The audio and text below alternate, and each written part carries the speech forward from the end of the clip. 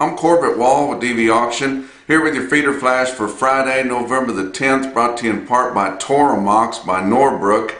Toromox is the Moxie with the Moxie. Use it to treat and control gastrointestinal roundworms, lungworms, cattle grubs, mites, and lice. And Toromox is proven to effectively protect cattle from reinfection from key internal parasites. For more information, go to norbrook.com. A bloodbath, a wreck, lots of words and descriptions of what happened on Thursday. Any superlatives that you throw in there, even the vulgar ones, are not strong enough. But it was a beating is what it was.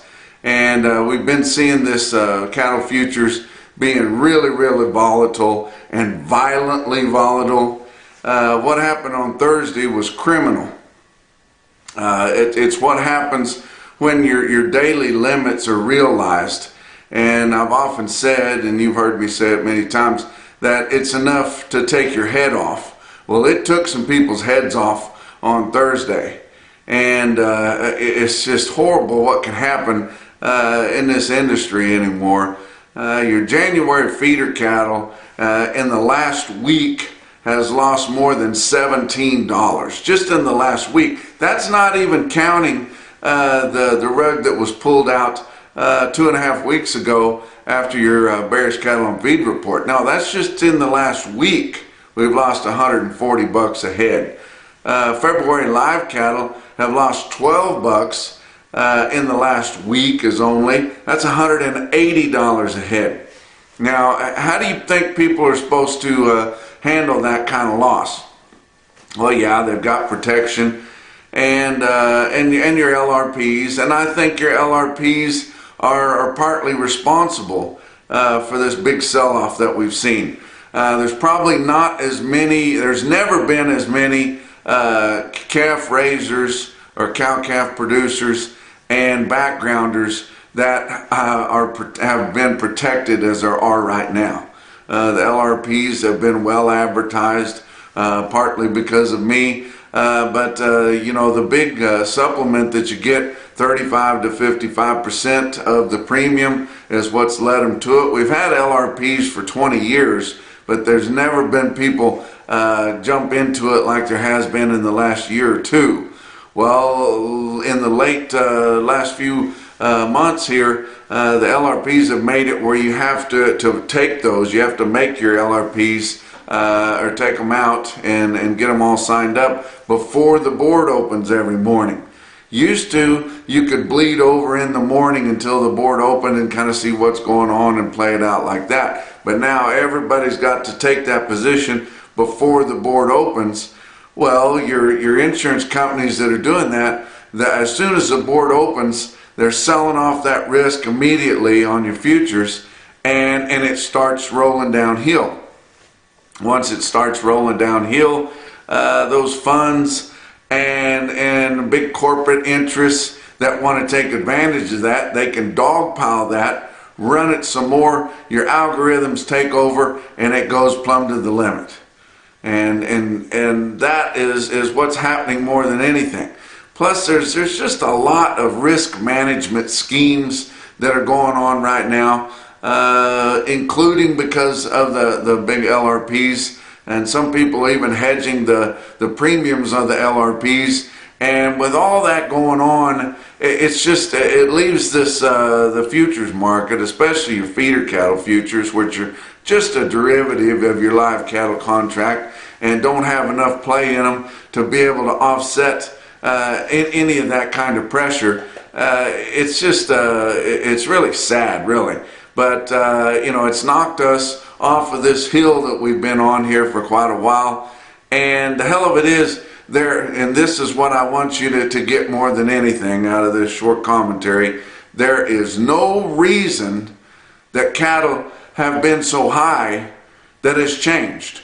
Every reason that cattle are so high are short numbers, all that, and normally when you have tight supplies, you have demand to offset that. But none of the reasons that cattle are so high have changed.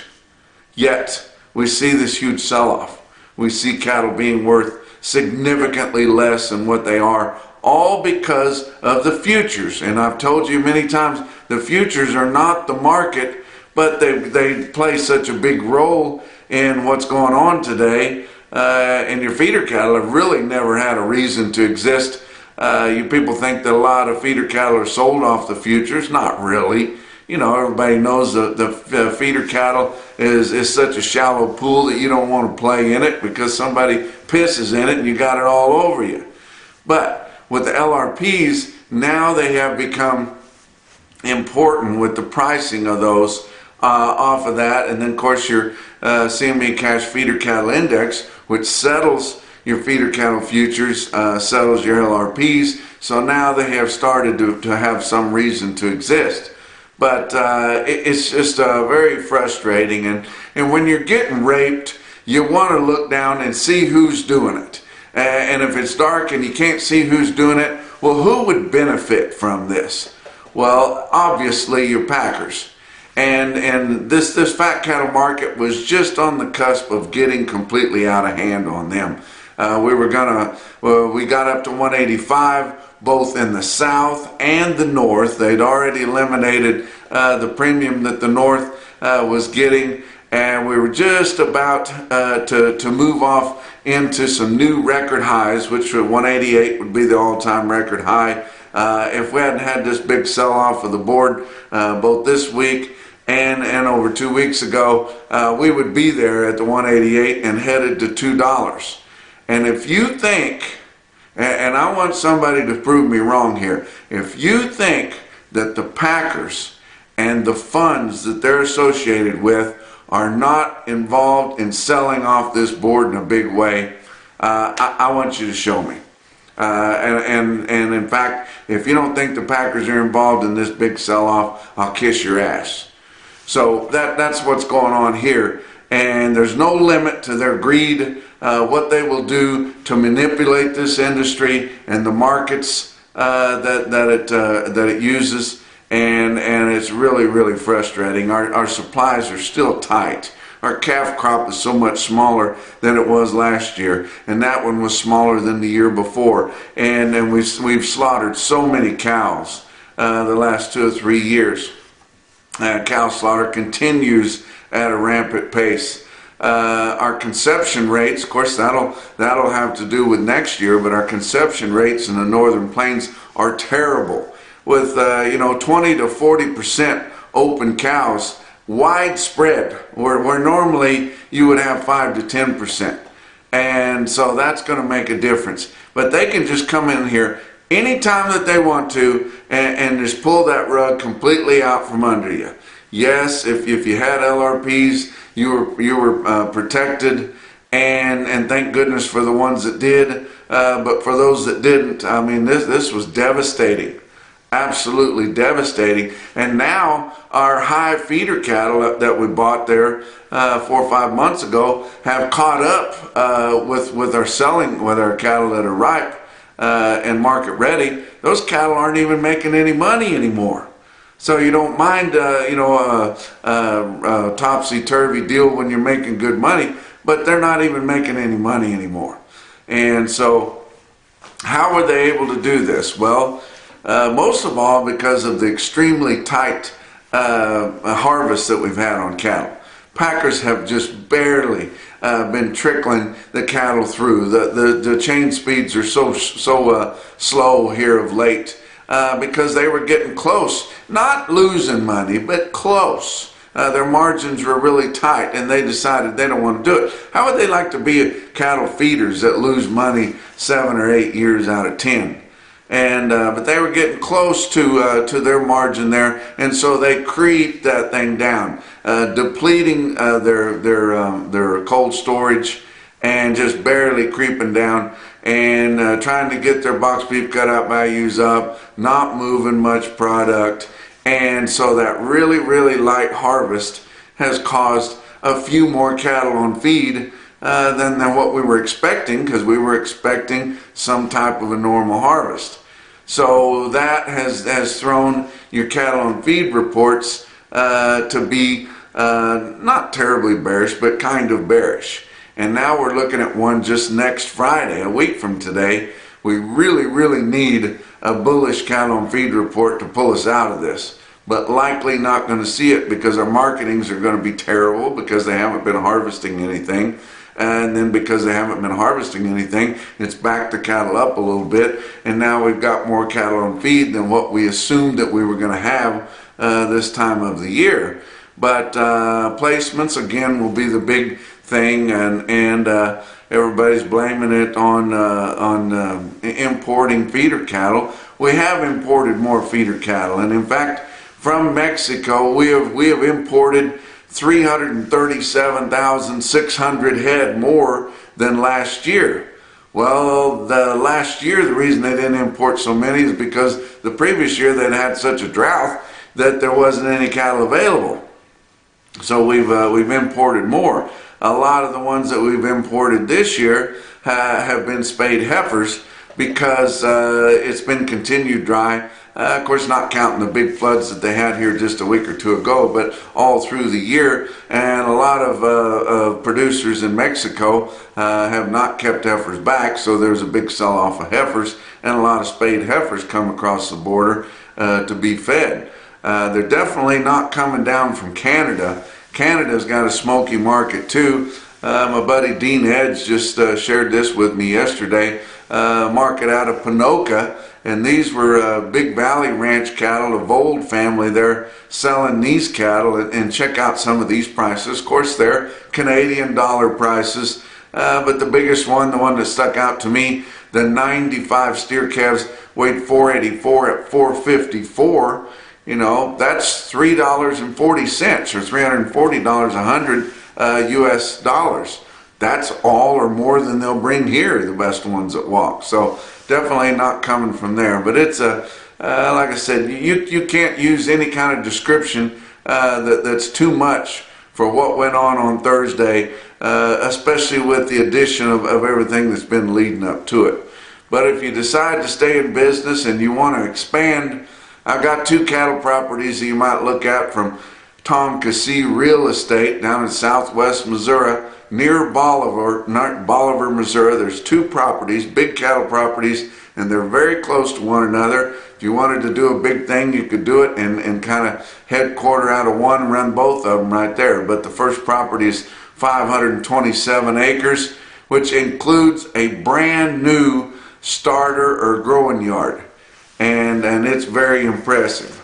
Got a 5-bay commodity barn there with it, pipe corrals, working barn, 3,000 foot of bunk, room to expand, and it'd be a good place if you wanted to build a home there to run that on your own. And if you didn't want to buy that much property, you could buy just the facilities and 180 acres.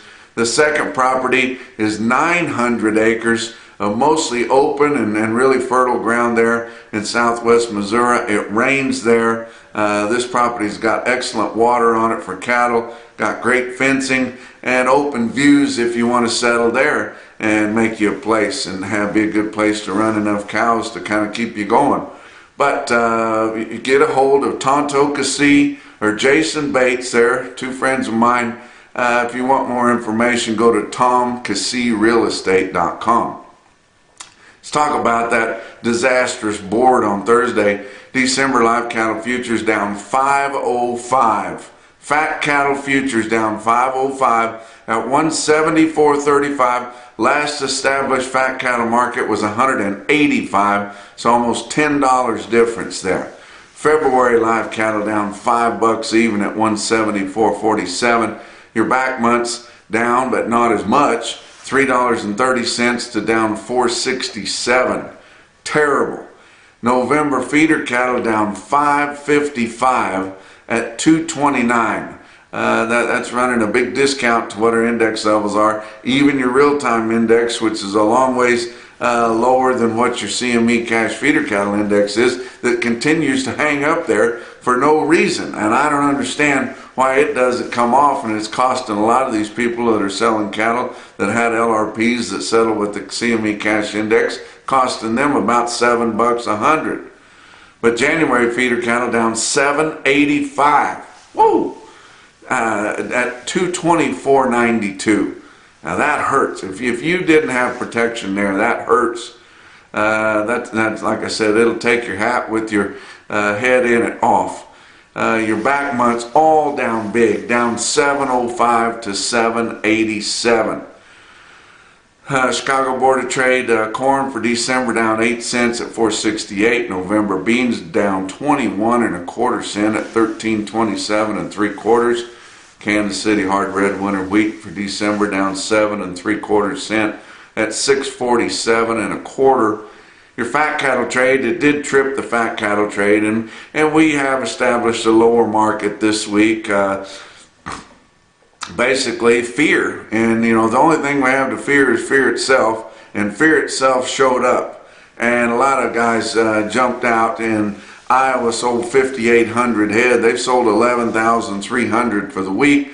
Live sales on Thursday 178 to 181. That's $4 to $7 lower cash than last week. Dress trade 280 to 287, $5 to $12 lower. Ouch. Nebraska 11,300 head sold on Thursday, 13,100 for the week. Live sales in Nebraska 178 to 181.50. Dress sales 280 to 287. Kansas 7,400, about 500 more than that for the week. But live sales in Kansas 178 to 181, mostly 180, and that's $5 lower. Texas 2,700 by 2 o'clock. I'm sure much more by the end of the day. About 3,000 head for the week. 179 to 181, but mostly 181 in Texas, and they are extremely tight market ready cattle in Texas, but that's $4 lower. Box beef cutout values kind of mixed. Choice cuts 299.42, up 67 cents.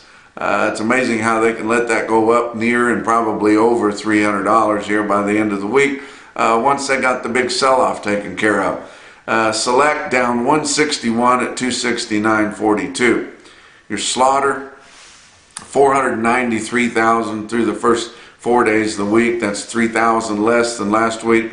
14,000 less than the same week a year ago. Your actual slaughter information come in for the week ending October 28th. Had your average dressed steer carcass at 928 pounds. That's 1 pound heavier than the previous report.